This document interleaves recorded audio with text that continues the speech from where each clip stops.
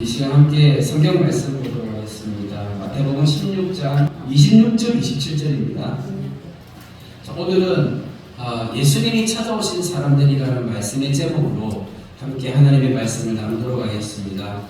예수님께서 많은 사람들을 만나셨는데, 근데 예수님이 사람을 만날 때 예수님이 어떤 사람은 먼저 찾아가서 만나셨어요. 예수님께서 찾아가서 만나신 사람이 있는 반면에 또 어떤 사람들은 예수님을 찾아온 사람들도 있어요. 그렇지 않습니까? 예수님을 찾아온 사람들도 있는 반면에 어떤 사람들은 예수님을 찾아가셨는데 중요한 것은 예수님을 만났다는 사실입니다. 오늘은 예수님께서 찾아가서 만난 사람들, 예수님께서 어떤 사람들을 찾아가셨는지 우리가 한번 살펴보도록 하겠습니다. 그러면서 그 안에서 나 자신을 한번 되돌아보시고, 그리고 나도 또 이렇게 만날 수 있구나, 이런 만남이 있다면 나도 기도하면 예수님께서 나를 찾아와 주실 수 있겠구나 하는 그런 주님의 음성 들으시기를 축복합니다. 예수님께서는 누구에게 찾아오셨냐면 첫 번째로 갈급한 영혼에게 찾아오셨습니다. 한번 예를 들어볼까요? 요한복음 4장에 보면 우리가 잘 아는 말씀입니다. 사마리아에 수가성이라는 이 마을이 있었는데 그곳에서 예수님께서 한 여인을 만나셨습니다. 예수님께서 만나셨던 이 여인은 굉장히 힘들고 어려운 그런 삶을 살아왔던 여인이에요. 이 여인의 마음 가운데 아마 갈급함이 있었을 것 같아요. 왜냐하면 결혼을 해가지고 시집을 왔는데 남편이 죽고 자식도 없고 막 그러면 얼마나 힘들고 어려운 그런 삶이 되겠습니까? 그때에 이 여인의 마음 가운데 찾아왔던 것은 뭐냐면 하나님을 만나고 싶고 하나님께 나아가서 하나님 만나고 싶은 거예요. 어떻게 하면 근데 하나님을 만나야 될지를 모르는 거예요. 하나님 만나는 방법은 무척이나 어려워요. 왜냐하면 내가 만나고 싶다고 해서 하나님이 만나주시는 게 아니거든요. 하나님 만나는 것은 기적인 거예요. 그래서 우리 교회에 이제 그 학생들이 이제 열심히 나온 학생들 몇 명이 있는데 어제 이제 토요일 날 학생들이 이제 교회 놀러 왔었어요. 근데 같이 이렇게 라면도 끓여 먹으면서 이제 얘기하고 노는데 그 중에 학생 한 명이 자기가 기도하겠다고, 이제까지는 제가 이제 밥 먹을 때마다 항상 제가 이제 교회를 처음 나왔으니까 애들이 기도할 줄 모르잖아요. 근데 제가 이제 대신 기도를 해줬는데 어제는 이제 학생들이 이제 지가 기도하겠다고.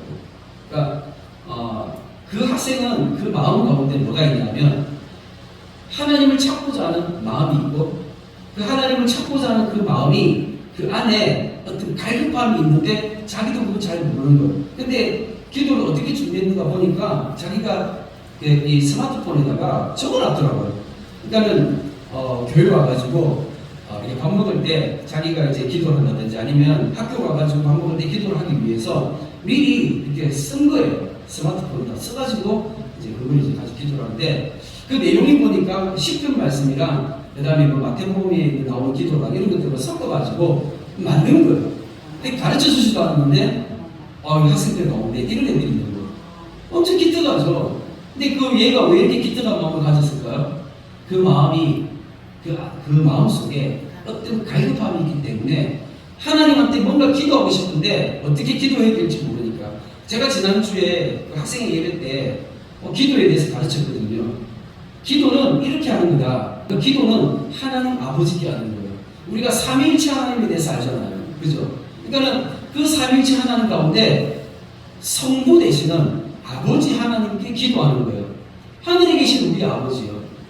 우리가 기도할 때 그 기도의 대상, 내가 기도하는 이 기도를 받는 그 대상은 하나님 아버지시라는 거예요.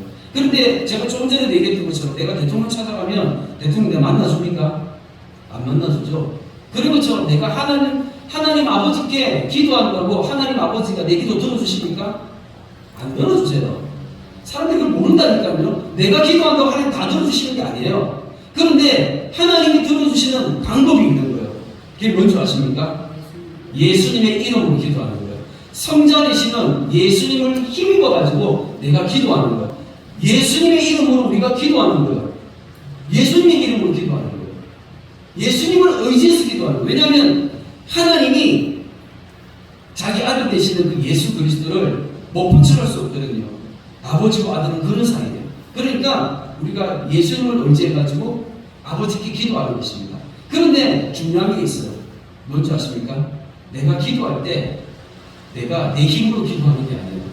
그리고 내가 기도하고 싶은 거 내 마음대로 막 기도한다고 그게 되는 게 아니라는 겁니다. 그래서 내가 기도할 때는 성령님께서 나를 도와주셔서 성령님께서 내게 기도의 제목들을 주시는 거예요. 성령님께서 나를 도우셔가지고 성령님께서 내게 주시는 그 음성을 듣고 내가 성령의 마음으로 기도하면 그러면은 진짜 아버지께 구해야 될 것들을 우리가 구하면서 그러면서 예수의 이름으로 기도하게 되면 그러면 이 기도가 진짜 온전한 기도이거든요. 아버지께 기도하는 것입니다. 누구의 이름으로요? 예수의 이름으로. 근데 어떻게 해요? 성령을 의지해서. 이게 기도하는 방법일 것입니다.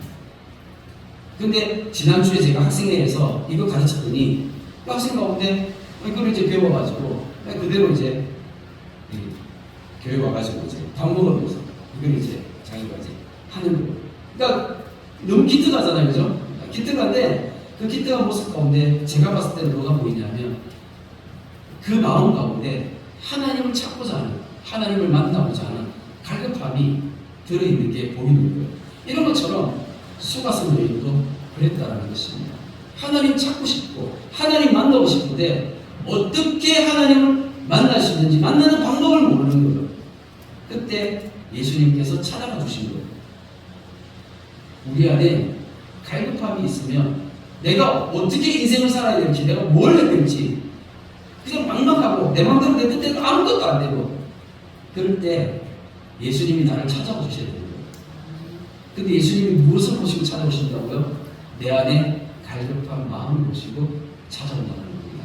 내 힘으로 안 될 때, 내 능력으로 안 될 때 주님 바라보시기 바랍니다. 두 번째입니다. 보지 못하는 영혼에게 예수님 찾아오십니다. 요한복음 9장 말씀을 보면 앞을 보지 못하는 맹인이 있습니다. 태어날 때부터 앞을 못 보는 거예요. 태어날 때부터 앞을 못 보니까 이 사람은 유대인인데 그 유대 사회에서는 뭐가 있냐면 태어날 때 앞을 못 보는 것은 이건 저주받은 거예요. 하나님으로부터 저주를 받아서 이 사람은 그냥 죄인인 거예요. 태어날 때부터 죄인 취급을 받는 거예요. 이런 사람. 태어날 때부터 앞을 못 보니까 그 사람은 얼마나 앞을 보고 싶겠어요. 하지만 자기 힘으로 아무것도 할 수 없는 그가 예수님을 만나는 거예요. 실로암에서 예수님 친히 그 사람의 눈을 고쳐주셔서 눈을 뜨게 해주셨습니다. 근데 이 사람이 눈을 떴는데 근데 이날이 안식일이었어요. 그래가지고 많은 사람들이 왜 예수님이 안식일날 이 사람을 고쳤냐고 막 비난하고 막 싸움이 일어나고 난리가 난 것이었죠. 그래가지고 이 맹인이 눈을 떴는데 이 사람을 바리새인들에게 데려가가지고 거기서 신문을 받게 했습니다. 신문을 받는 가운데 자기는 아니 내가 안식일날 눈 뜨고 싶어서 뜬 게 아니라 나를 고친 사람이 안식일날 나를 고쳐줬는데 내가 어떻게 해? 그렇죠? 그렇지 않습니까? 하지만 중요한 것은 예수님을 배반하지 않고 나는 그 사람이 하나님이 보내신 사람인 줄만 믿는다. 하나님이 보내신 사람이 아니면 이런 일을 할 수가 없기 때문에 왜냐하면 내가 태어날 때부터 눈을 감고 있다가 이제 처음으로 내가 눈을 뜨게 됐는데 이게 의사의 어떤 의술로 되는 것도 아니고 약을 먹어서 뭘 먹어가지고 되는 것도 아니고 알잖아요. 예수님께서 친히 만져주셔가지고 고쳐주시다라는 이것을 완전히 알기 때문에 믿기 때문에 그래서 이 사람은 그 예수님을 따르고 싶은 거예요. 예수님을 믿고 싶은 거예요. 그 마음이 있었어요. 그 마음이 있었는데 많은 사람들은 이 사람이 눈을 떠도 중요한 것은 그 예수가 안식일을 범했기 때문에 그 예수도 죄인이라는 거죠. 그때 예수님께서 이 맹인 눈을 뜬 사람에게 찾아가셨습니다. 예수님께서 찾아가 주셔서 만나 주셨어요. 그리고 예수님께서 이렇게 말씀하십니다. 41절 말씀에 예수께서 이르시되 너희가 맹인 되었더라면 죄가 없으리니와 본다고 하니 너희 죄가 그대로 있느니라. 무슨 말이냐면 이 맹인되었던 사람은 그냥 자기가 평생 나는 죄인이야 하면서 그런 생각을 가지고 살아왔어요. 그러니까 나는 죄인이기 때문에 나는 구원자를 만나서 나는 하나님 안에서 나는 내 죄가 사함을 받고 용서를 받아야 돼 라는 어떤 그런 믿음이 있었던 반면에 이 바리새인들과 다른 유대인들 같은 경우는 자기들은 보기 때문에 자기들은 그리고 열심히 율법을 지키기 때문에 자기들은 죄가 없다라고 생각하는 거죠. 그러니까 나는 보기 때문에 죄가 없다라고 생각하는 거예요. 예수님께서 이것을 우리에게 비유적으로 말씀하시는 겁니다. 이것은 사실 우리에게 그대로 비유적으로 와닿는 말씀이에요. 우리에게 하신 말씀입니다. 그때 당시에는 유대인들에게 하신 말씀이지만 이 성경 말씀은 그대로 우리에게 적용되어지는 거예요. 우리가 뭘 봐야 되죠? 내가 죄인임을 볼 수 있어야 된다는 겁니다. 내가 죄인이라는 것을 보고 깨달을 때, 내가 죄인임을 인정할 때 예수님께서 나를 찾아와 주셔서 내 죄를 용서하시고 나를 구원해 주실 수 있는 것인데, 내가 내 죄를 보지 못하고 내가 무슨 죄가 있어? 내가 무슨 죄가 있어? 하면서 스스로의 죄를 보지 못하면 예수님께서 그러면은 너는 그 죄가 너의 죄가 그대로 있다라고 이렇게 말씀하시는 것이죠. 이것은 예수님께서 우리에게 비유적으로 보여주시는 메시지인 거예요. 진짜 내가 내 자신을 바라보았을 때 내가 죄가 있는지 없는지 나 자신을 돌아볼 수 있는 이 시간이 되어지기를 소망합니다. 세 번째, 예수님은 또한 잃어버린 영혼에게 찾아오셨습니다. 우리가 잘 아는 말씀입니다. 누가복음 19장을 보면 삭개오라는 사람이 있습니다. 이 삭개오는 여리고성에서 살고 있었던 세리장이었고요. 엄청 부자였습니다. 그런데 이때 당시에 세리장은 어떤 사람이냐면 유대인들에게 있어서 정말 매국노와 같은 사람이었어요. 왜냐하면 이때 당시에는 로마의 식민지였기 때문에. 그런데 이 로마에다가 세금을 바쳐야 되는데 여리고는 예루살렘을 향해 가는 길에 있어서 마지막 관문이었어요. 그래서 여기서 통행세를 받았거든요. 사람들이 지나갈 때 예루살렘으로 갈 때 여리고를 지나가는데 거기서 통행세를 받으면서 이 세리들이 세금을 걷는 거예요. 그런데 사실 세금이 정해진 게 아니에요. 얼마 금액이 딱 정해진 것이 아니라 이게 많이 받을 수도 있고 적게 받을 수도 있고 세금을 걷는 사람의 마음인데, 그런데 세금을 많이 걷어가지고 그리고 로마에다가 그것을 바치고 난 다음에 남는 것을 자기가 하는데 자기가 많이 벌기 위해서 세금을 더 많이 걷을 수도 있다는 것이죠. 그러다 보니까 세금을 생각보다 더 많이 걷으니까 같은 민족끼리 사실 저 세리 사이에서는 이제 세리를 볼 때는 나쁜 놈인 거죠. 로마에 붙어 있는 외국노이고, 그러면서 가난한 사람들 세금 착복해가지고 지는 잘 먹고 잘 사는 나쁜 놈, 이런 생각들이 있었던 것이죠. 삭개오가 왜 세리장이 되었을까요? 삭개오가 세리장이 되었던 이유가 뭘까요? 당연하죠. 돈 때문일 것입니다. 돈을 많이 벌기 위해서. 그렇지 않습니까? 세상에서 그렇게 돈을 많이 벌어가지고 떵떵거리게 살기 위해서 이 사람은 세리장까지 올라갔던 것입니다. 그런데 그 세리장이었던 삭개오를 예수님께서 찾아가셔서 만나주셨어요. 예수님께서 딱 만나는 순간에 삭개오가 이렇게 고백을 합니다. 8절 말씀해 보니까 주여 보시옵소서, 내 소유의 절반을 가난한 자들에게 주겠사오며 만일 누구의 것을 속여 빼앗은 일이 있으면 네 갑절이나 갚겠나이다 하면서 삭개오가 뭐라고 얘기하냐면 이제 돈이 내게 있어서는 더 중요한 게 아니다라는 것을 고백하는 겁니다. 지금까지는 내가 돈에 얽매여서 내가 돈에 묶여서 살았지만 내가 예수님을 딱 만나니까 이제 돈이 이제 내 인생에 있어서는 별 가치가 없어진 거예요. 그러니까 어떻게 해요? 내 재산의 절반을 가난한 사람한테 나눠주고 혹시 내가 나쁜 짓 하고 있으면 내가 네 배나 갚겠다고 그렇게 얘기하는 것입니다. 삶이 어떻게 해요? 완전히 바뀌어버렸죠. 삶이 완전히 바뀌어버렸지 않습니까? 그런데 원래 이런 삶이 어떤 삶인 줄 아십니까? 원래 하나님 나라가 되는 이스라엘 백성들은 이렇게 살아야 되거든요. 원래 이스라엘 사람들은 이렇게 살아야 되는데 그동안 자기가 유대인이면서도 그렇게 살지 못했다가 이제 예수님 만나고 원래 하나님 나라 백성답게 회복되어질 것입니다. 그때 예수님께서 뭐라고 말씀하십니까? 내가 온 것은 잃어버린 자를 찾아 구원하려 합니다 라고 말씀하시면서 이 삭개오는 원래 하나님의 자녀 이스라엘 백성이었는데 그런데 잃어버렸다가 이제 회복되어졌다는 것입니다. 우리는 어떻습니까? 내가 진짜 하나님 나라 백성답게 살고 있는지 한번 되돌아보시기 바랍니다. 내가 진짜 예수님 만나면 하나님 나라 백성답게 살 수 있는지, 내가 지금 하나님 나라 백성답게 살 수 있다고 한다면 이 사람은 내가 지금 하나님 나라 백성답게 살고 있잖아. 내가 지금 그렇게 살고 있으면 나는 예수님 만난 사람이죠. 그런데 아직도 내가 하나님 나라 백성답게 살고 있지 못한다면 그러면 나는 여전히 아직 예수님 못 만난 거죠. 내가 예수님 만났는지 못 만났는지 어떻게 알 수 있습니까? 내가 하나님 나라 백성답게 살고 있는지 그렇지 못한지 그 모습을 통해서 알 수 있는 것입니다. 예수님은 잃어버린 자를 찾아 오셨습니다. 여기 앉아있는 우리 성도님들 가운데 한 사람이라도 잃어버린 자가 있다면 오늘 예수님 만나시고 기도하시기 바랍니다. 내가 하나님 나라 백성답게 살겠습니다. 예수님 나를 찾아와 주셔서 만나 주십시오. 이 기도가 있기를 소망합니다. 예수님은요, 예수님을 반대하는 사람에게도 찾아오셨습니다. 대단하지 않습니까? 예수님 반대하는 사람에게도 예수님 찾아가셨어요. 대표적으로 사도행전 9장을 보면 사울이라는 청년입니다. 우리가 잘 아는 사도 바울입니다. 사도 바울이 예수님 처음 만났을 때 어디서 만났습니까? 다메섹 가는 그 길에서 예수님을 만났습니다. 예수님께서 사울에게 하는 말씀이 네가 어찌하여 나를 박해하느냐. 사실 사울이 왜 예수님을 박해했을까요?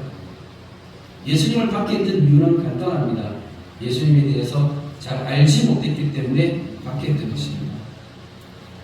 사울의 그 마음 가운데는 하나님을 향한 열심이 있었어요. 진짜 하나님을 향한 열심이 있었는데, 그런데 하나님을 향한 열심과 열정이 이게 예수님을 잘못 알고 있으니까 오히려 예수님을 박해하는 쪽으로 갔던 거예요. 그런데 사울이 예수님 한번 딱 만나고 난 다음에 그리고 어떻게 했는지 아십니까? 내가 진짜 지금까지 믿고 있었던 그 하나님, 그리고 내가 지금까지 알고 있었던 이 성경, 이게 도대체 어떻게 된 거지? 어떻게 된 걸까? 자기 스스로가 궁금증이 있었던 거예요. 그래서 아라비아로 가가지고 3년 동안 거기서 열심히 성경을 읽고 다시 한번 공부를 했어요. 다시 한번 이걸 확인을 했어요. 내가 지금까지 공부했던 그 많은 학문들이 이게 진짜 맞는 것인지 아니면 틀린 것인지 이 확인 작업을 했던 거죠. 사울은 그만큼 지혜로웠던 사람이에요. 예수님께서 왜 사울이 예수님을 박해함에도 불구하고 찾아갔을까요? 왜냐하면 한 번만 만나주면 그 다음에 사울은 자기가 잘못 알고 있었던 그것에 대해서 확인을 하고 긍정하고 그리고 난 다음에 원래 자기가 가지고 있었던 그 열심과 열정들을 그대로 예수 그리스도를 향해서 쏟을 수가 있었기 때문에 예수님은 사울을 만나러 가셨던 것입니다. 예수님은요 또 제자로 부르시기 위해 사람들을 찾아가셨습니다. 예수님께서 제자들 한 사람 한 사람에게 찾아가셨는데 사실 다 나오지는 않았지만 몇 사람은 성경에 그 예수님과의 만남이 나오고 있습니다. 누가복음 5장에 보면 27절에 그 후에 예수께서 나가사 레위라 하는 세리가 세관에 앉아있는 것을 보시고 나를 따르라 하시니 그가 모든 것을 버리고 일어나 따르니라 이렇게 말씀하고 있죠. 여기서 레위라 하는 세리는 마태복음을 기록한 마태입니다. 예수님의 12제자 가운데 한 사람이 마태예요. 마태의 유대인식 이름이 레위죠. 그러니까 레위는 이게 유대인 이름이고 마태라는 이름은 헬라식 이름이에요. 왜냐하면 이때 당시는 이제 많은 사람들 이방인들에게까지 복음을 전해야 되기 때문에 예수님께서 그렇게 헬라식 이름도 하나씩 만들어 주셨던 것 같습니다. 자, 그런데 이 마태가, 이 레위가 어디서 예수님을 만났어요? 세관에서 일하고 있다가 예수님 만났습니다. 예수님은요 앉아서 삐뚤삐뚤 노는 사람 별로 좋아하지 않습니다. 예수님은 진짜 열심으로, 열정적으로 그렇게 삶을 살아가는 사람들을 좋아하십니다. 왜냐하면 그 사람들은 열심히 열정적으로 살아가기 때문에 그 열심과 열정으로 자기 일을 할지라도 그 힘을 가지고 또 그대로 주를 만나 따르면 주를 위해서 나아가거든요. 마가복음 1장을 보면 16절에 갈릴리 해변으로 지나가시다가 시몬과 그 형제 안드레가 바다에 그물 던지는 것을 보시니 그들은 어부라 예수께서 이르시되 나를 따라오라 내가 너희로 사람을 낚는 어부가 되게 하리라 하시니 그 그물을 거두고 따르니라. 그러니까 시몬 베드로와 그리고 그 형제되는 안드레를 예수님께서 만나셨는데 뭐하고 있을 때 만나신 거예요? 바다에서 그물 던지는 것을 보고 만나신 거예요. 예수님 찾아가셨어요. 어디로 찾아가셨어요? 저들의 삶의 현장을 찾아가신 거죠. 그러니까는 사람들이 다 예수님의 제자들이 자기 직업이 있었던 거죠. 자기 직업을 가지고 열심히 삶의 현장에서 일하고 있던 그 상황에 예수님 찾아가셔서 나를 따라오라고 했습니다. 그런데 생각해 보십시오. 예수님께서 따라오라고 했는데 내 직업을 그대로 내려놓고 예수님을 따르는 게 이게 쉽겠습니까? 결국 쉽지가 않죠. 그렇지 않습니까? 쉽지가 않습니다. 근데 이 말씀은 지금 우리에게도 동일하게 적용되어지는 말씀입니다. 많은 사람들이 오해하는 게 있어요. 뭐냐면 사람들이 교회를 다니면 다 각자 자기 직업이 있어요. 사람들이 이제 나이가 드신 분들은 이제 은퇴했지만 젊은 사람들은 다 자기 직업이 있죠. 직업이 있는데 그러면 그 직업을 다 내려놓고 예수님을 따라야 됩니까? 여기서 예수님께서 제자를 삼으시는 것은요 삶의 우선순위인 것입니다. 예수님께서 나를 따라오라고 하셨는데 이 예수님을 따라가는 이것은요 내 삶의 우선순위를 바꾸는 거예요. 원래는 예를 들어서 내가 만약에 학교 선생님이다 하면 학교에서 학생들을 가르치는 게 내 직업이에요. 하지만 예수님께서 나를 따라오라 이 하신 말씀은 내가 때로는 내 직업을 그만두고 내가 선교사를 간다든지 아니면 내가 교회에서 신학교를 가서 사역자가 된다든지 얼마든지 그렇게 할 수 있지만 그렇게 하지 않더라도 내가 계속 교사로 하면서 내가 교사 일을 하는데 내가 여기 교사 일을 하면서 학교에서 학생들을 가르치는데 나는 월급을 받고 내가 먹고 사는 게 내 삶의 우선순위가 아니라 이제 내가 완전히 변화가 되어져서 내가 학교에서 학생들을 가르치는데 그곳에서 학생들이 나를 보고 예수님을 믿을 수 있게끔 내가 빛과 소금의 역할로 그곳에서 나타날 수 있게끔 내가 변화되어지는 게 그러면은 내가 이제 거기서 학교에서 내가 학생들 가르치면서 내가 월급을 받잖아요. 근데 내가 돈을 벌면 이 돈을 나를 위해 쓰는 게 아니에요. 사람들은 돈 많이 벌어가지고 자기 자신을 위해서 막 살아가려고 하는데 아까 보셨잖아요. 잃어버린 자가 누구에서? 삭개오잖아요. 삭개오는 어떤 사람이었는데요? 세상을 향해서 이렇게 달려갔던 사람이었습니다. 우리가 먹든지 마시든지 하나님의 영광을 위해 하는 거예요. 예수님께서 나를 따라오라고 말씀하신 것은 삶의 우선순위를 바꾸라는 것입니다. 특별히 직업을 가지고 있던 이 제자들 가운데 삶의 우선순위를 바꾸기 위해서 다 내려놓고 주님 따랐던 것입니다. 우리도 마찬가지로 내 삶의 우선순위가 무엇인지 다시 한번 생각해보는 시간 되시기를 축복합니다. 예수님은 공경에 빠진 제자들에게 또한 찾아오셨습니다. 그러면 예수님께서 우리가 이 땅을 살아가면서 내가 이제 예수님의 제자가 되어서 이 땅을 살아가는데 그러면 내가 예수님 믿고 살아가면 아무 어려움이 없습니까? 결코 그렇지 않습니다.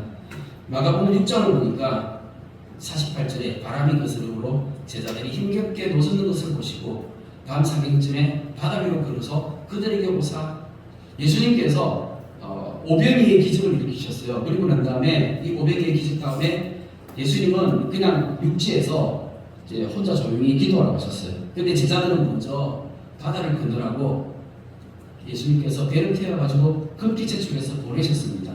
근데 제자들은 예수님이 가라니까 배 타고 이렇게 건너가는 거예요. 물론 거기는 어부 출신들이 많이 있었기 때문에 노도 잘 저었을 것이고 아마 배를 잘 운행을 했을 것입니다.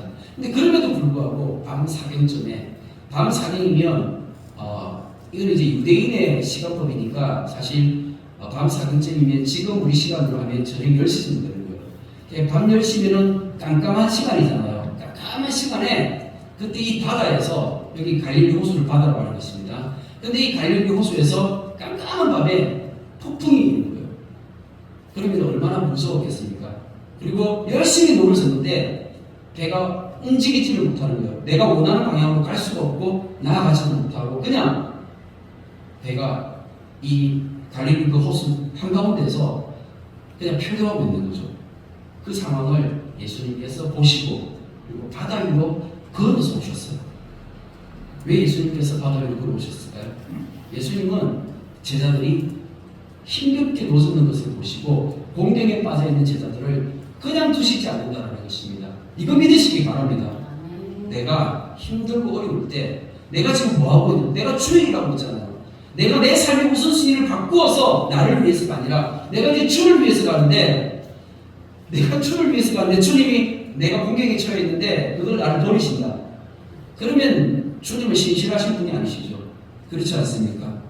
내가 어떻게 그 하나님을 믿을 수 있습니까? 내가 믿고 내가 섬기는 하나님, 내가 믿고 내가 따르는 주님은 나를 그냥 버려두시는 분이 아니시라는 겁니다. 그때에 기도하면 그때에 찾으면 찾아오셔서 만나주시는 분이에요. 이거를 체험하고 경험해야 되는데 교회 안에 성도들 간에 이 간증이 없는 거예요. 내가 진짜 내가 주를 위해서 이렇게 살다가 내가 힘든 어려움을 만났는데 내가 이때 이렇게 주님을 내가 만나서 이런 삶의 간증들이 교회 안에서 풍성해야 되거든요. 근데 이런 간증들이 교회 안에 없는 거예요. 우리 안에 주님을 만나는 진짜 만남이 있기를 축복합니다. 내가 예수 그리스도의 진짜가 제자가 되어서 내 삶의 우선순위를 예수 그리스도로 바꾸는 거예요. 그리고 내가 주의 길을 하면 주님 나와 함께 하시고 주님 나를 늘 지켜보시면서 나의 삶 가운데 개입해 주시는 겁니다. 그러면 내 안에 풍성한 삶의 간증들이 일어나게 되는 것입니다. 예수님은 또 믿음이 약한 제자들에게 찾아오셨습니다. 우리가 사람이잖아요. 나는 사람이다 보니까 근데 예수님이 찾아오시더라도 매일같이 찾아오시는 게 아니더라고요. 예수님이 나를 만나주셔도 매일같이 만나주시는 게 아니라 우리가 믿음으로 하나님이 나와 함께 동행하시고 예수님이 나와 함께 동행하심을 우리가 믿지만은 늘 하나님이 나를 지켜보심을 내가 믿지만은 그럼에도 불구하고 우리 안에 연약한 부분들이 있는 거예요. 성경 말씀을 보니까 요한복음 20장에 도마라는 제자가 나옵니다. 근데 도마라는 제자가 뭐라고 얘기하냐면 내가 그의 손에 못자국을 보며 내 손가락을 그 못자국에 넣으며 내 손을 그 옆구리에 넣어보지 않고는 믿지 아니하겠노라. 도마가 그렇게 얘기했어요. 다른 제자들은 다 봤어요. 예수님께서 죽으셨다가 그리고 부활하신 그 예수님을 만났던 거죠. 12제자 가운데 10명이나 되는 제자가 그 부활하신 예수님을 만났는데 도마가 그 자리에 없었어요. 그런데 도마가 못 믿겠다는 거죠. 근데 왜 못 믿겠다고 했을까요? 사실 죽었던 사람이 다시금 살아난다는 그 자체가 이거는 절대 믿을 수 없는 일이기 때문에 당연한 거예요. 그렇지 않습니까? 당연한 거죠. 이게 당연한 거예요. 못 믿는 게 당연한 겁니다. 그런데 예수님께서 찾아오셨어요. 누구를요? 그 믿음이 연약한 제자 도마에게 찾아오셨습니다. 도마에게 찾아오셔서 예수님께서 한번 만져봐라 하시면서 손을 내밀어 주셨습니다. 내 안에 믿음이 부족하고 내 안에 믿음이 연약할 수 있습니다. 그때 우리 성도님들 기도하시기 바랍니다. 예수님 나를 한번 찾아와 주세요. 예수님 나 한번 만나 주세요. 다시금 내 안에 믿음이 회복되어지고 내가 다시금 주님 따를 수 있도록 도와주세요. 도마가 예수님 한번 만나고 난 다음에 그리고 난 다음에 완전히 변화되어져서 그래서 그때 당시 이스라엘에서 땅끝이라고 하는 그 인도까지 가가지고 그 인도에서 복음을 전하다가 창에 즐겨 순교했습니다. 차기 진료 순교하기까지 이렇게 죽기까지 도마가 이제 다시 한번 회복되어진 그 믿음을 가지고 주님을 섬겼던 것처럼 우리 주님의 교회 귀한 성도님들도 이 믿음이 회복되어지시기를 축복합니다. 아멘. 마지막으로 사명을 상실한 제자들에게 예수님 찾아오셨습니다. 예수님께서 죽으셨다가 살아나셨잖아요. 근데 제자들이 부활하신 그 예수님을 만났어요. 그러면 부활하신 그 예수님을 만났을 때 제자들의 마음이 어땠을 것 같습니까? 우리가 사실 그 자리에 없었기 때문에 그것을 다 알 수는 없지만 놀라운 것은 뭐냐면 요한복음 21장에 보니까 3절 말씀에 시몬 베드로가 나는 물고기 잡으러 가노라 하면서 아니 죽었다가 다시 살아나신 그 예수님을 만났어요. 만났는데 근데 베드로가 하는 말이 나는 다시 물고기 잡으러 가겠다 하면서 자기의 원래 그 삶의 일투로 돌아가 버리는 것이죠. 사명을 상실해 버렸습니다. 왜 그랬을까요? 여러 가지 이유가 있겠죠. 우리가 다 알 수가 없지만 아마 그런 이유도 있을 것입니다. 부끄러울 수도 있을 거예요. 베드로가 예수님 부인했잖아요. 예수님 부인해가지고 예수님 다시 죽으셨다가 다시 살아나시고 너무 감사하고 기쁘고 너무 좋지만 근데 그 예수님 앞에 서는 게 너무 부끄러운 거죠. 예수님 앞에 서는 것이 너무 부끄러운 거죠. 그렇지 않겠습니까? 그리고 베드로의 마음 가운데 생각 가운데 이런 생각도 있었을 거예요. 예수님께서 주셨던 그 사명이 있지 않습니까?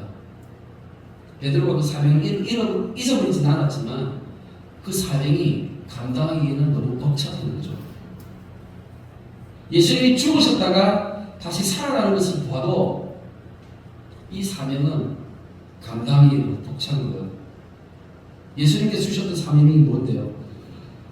온 세계와 나라 민족과 열방에 흩어져서 예수님을 전하는 거예요. 하나님 나라가 완성되어지길 향해 달려가는 거예요. 이게 예수님 죽었다가 살아나는 모습을 봐도 이게 감당하기 힘든 그러한 사명이라는 것이죠. 어떻게 할 수 있습니까? 어떻게 할 수 있을까요? 예수님께서 다시금 찾아가 주셨죠. 그죠? 예수님께서 이렇게 사명을 잃어버리고 다시 자기 자리로 돌아갔던 그 제자들에게 예수님 찾아가셨어요. 만나 주셨습니다. 그리고 예수님께서 한 말씀 하십니다. 하늘 올라가시면서 너희가 성령을 받기까지 기도하라고.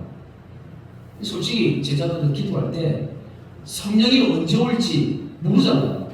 우리는 성령을 통해 가지고 예수님 올라가시고 난 다음에 오순절날 성령이 임했다는 우리는 알지만 제자들의 입장에서는 예수님 올라가실 때 성령이 임하기까지 기도하라는 거예요. 언제까지 어떻게 기도해야 될지도 모르고 그냥 기도해야 되는 거예요. 근데 제자들이 마가의 다락방에서 그렇게 순종하면서 내가 성령 받기까지 성령을 사모하면서 기도했어요. 기도했을 때 하나님의 성령이 임해서 제자들을 완전히 뒤집어 엎어버렸습니다. 중요한 것은 사명을 잃어버렸을 때 내가 주님 다시 만나야 되지만 내가 다시 만나는 그 주님은 성령님이십니다. 내가 성령을 받아야지 이 사명을 감당할 수가 있는 거예요. 오늘 우리가 읽었던 말씀입니다. 마태복음 16장 말씀인데요. 사람이 만일 온 천하를 얻고도 제 목숨을 잃으면 무엇이 유익하리요? 사람이 무엇을 주고 제 목숨과 바꾸겠느냐? 한번 생각해 보세요. 삭개오라는 사람은 사실 자기가 얻을 수 있는 것은 다 얻었던 거죠. 왜냐하면 자기가 열심히 노력해가지고 세상에서 자기가 할 수 있는 최고 일이 바로 세리장이었습니다. 그 세리장이 되는 데까지 올라갔고 많은 재물을 얻던 부자였어요. 중요한 것은 그 삭개오가 그 많은 것들을 가지고 있음에도 불구하고 결국은 그도 죽을 수밖에 없는 인생이잖아요. 그렇게 죽어버리면 그걸로 끝인 거죠. 근데 예수님 만나서 무엇을 깨달았나요? 이 죽음이 다가 아니다라는 것. 이 죽음이 다가 아니다라는 것. 우리에게는 예수님을 만나면 이제 영생이 있다는 것을 깨닫고 나니까 그러니까 바꾸는 거예요. 뭐가 바꾸는 거예요? 내가 가지고 있는 모든 것과 내 생명을 바꾸는 것이죠. 이거 내 삶의 우선순위를 바꾸는 것입니다. 내 삶의 우선순위를 주님 앞에 드리는 거예요. 인자가 아버지의 영광으로 그 천사들과 함께 오리니 그때에 각 사람이 행한 대로 갚으리라. 아멘. 예수님께서 이 땅 가운데 처음 오셨을 때에 많은 사람들을 찾아가셔서 만나주셨습니다. 그죠? 좀 전에 우리 봤잖아요. 좀 전에 우리가 성경 말씀들을 통해서 예수님께서 이 땅에 오셔서 많은 사람들을 찾아가셔서 만나주셨던 그 말씀, 이 모든 것들을 하나씩 하나씩 봤는데, 그런데 예수님께서 다시 오셔서 우리를 찾아오신다고 합니다. 예수님께서 우리 찾아오신대요. 그런데 예수님께서 우리를 다시 오셔서 찾아오실 때는, 그때는 이전과 다르다는 거예요. 그때에는 각 사람이 행한 대로 갚아주겠다라고 하는 것입니다. 예수님께서 우리 성도님들 한 사람 한 사람 다 함께 만나시고 그리고 각자에게 갚아주신다는 거예요. 예수님 다시 오시는 목적은 우리에게 갚아주시기 위해서 오신다는 거죠. 믿으십니까? 아멘. 예수님이 나에게 무언가를 갚아주신다고 한다면, 그런데 그 이전에 내가 예수님한테 뭔가 드리는 게 있어야지 예수님 나한테 갚아주실 거 아니에요.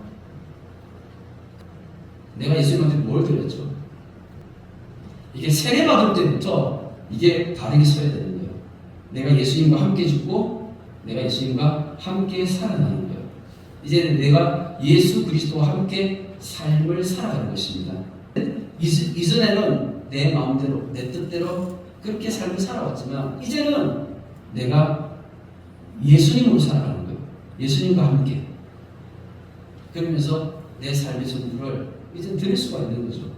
왜냐하면 내가 예수님 앞에 나의 삶의 전부를 다 드려도 나중에 예수님께서 오셔서 나에게 갚아주시는 것은 엄청난 거거든요. 이 엄청난 게 무엇입니까? 예수 나에게 오셔서 갚아주시는 게 뭐죠? 우리에게 무엇을 갚아주신가요?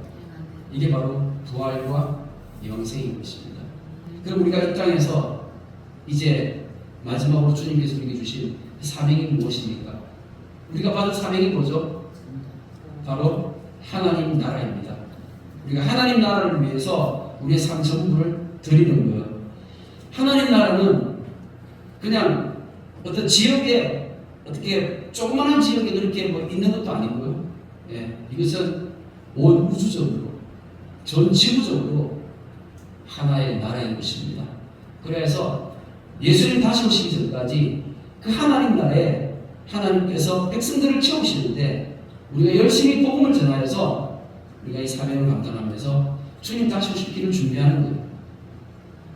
우리 교회를 다녀도요, 주님 다시 오실 길을 준비하는 이 믿음이 뭔지를 모르는 사람 너무 많습니다. 우리는 주님 다시 오실 길을 준비하고 우리가 준비한 이 주님 다시 오실 길이 끝이 났을 때, 완성되었을 때 주님 다시 오실 줄 믿습니다. 그래서 우리는 주님의 다시 오심을 바라보면서 그 길을 준비하고 하나님의 나라의 완성을 위해 함께 믿음으로 달려갈 줄 믿습니다. 이 복이 우리 주님의 교회 가운데 온전히 임하시기를 축복합니다. 주님, 이 시간 또 간절히 사모하는 마음으로 주님 앞에 올려드립니다. 하나님, 우리 주님의 교회를 기억하여 주시되 이때 주님 우리에게 다시 한번 찾아와 주시기를 간절히 기도드립니다. 주님, 이 자리 가운데 주님 만났으나 믿음이 연약하고 믿음이 부족하여서 주님 앞에 늘 부끄러운 모습으로 우리의 삶을 살아가고 있는, 아직도 여전히 내 삶의 우선순위가 바뀌지 못하여 주님보다 세상을 더 사랑하는 주님 어리석은 삶을 살아가는 주님의 제자가 있다라면 주님 찾아와 주셔서 만나 주시고 주님 이때에 우리가 다시 한번 주님의 은혜 가운데 회복되어지게 하여 주시옵소서. 우리 주님의 교회를 기억하여 주시되 이때에 성령을 부어 주셔서 우리 한 사람 한 사람 성령 안에서 새로워지고 우리 주님의 교회가 성령으로 인하여 하나 되어져서 믿음으로 주님 다시 오실 거기를 준비할 수 있는 그러한 이 마지막 때에 온전히 예배다운 예배로 교회다운 교회로 세워지는 교회 되어지게 하여 주시옵소서. 감사를 드리며 살아계신 예수 그리스도의 이름으로 기도드립니다. 아멘.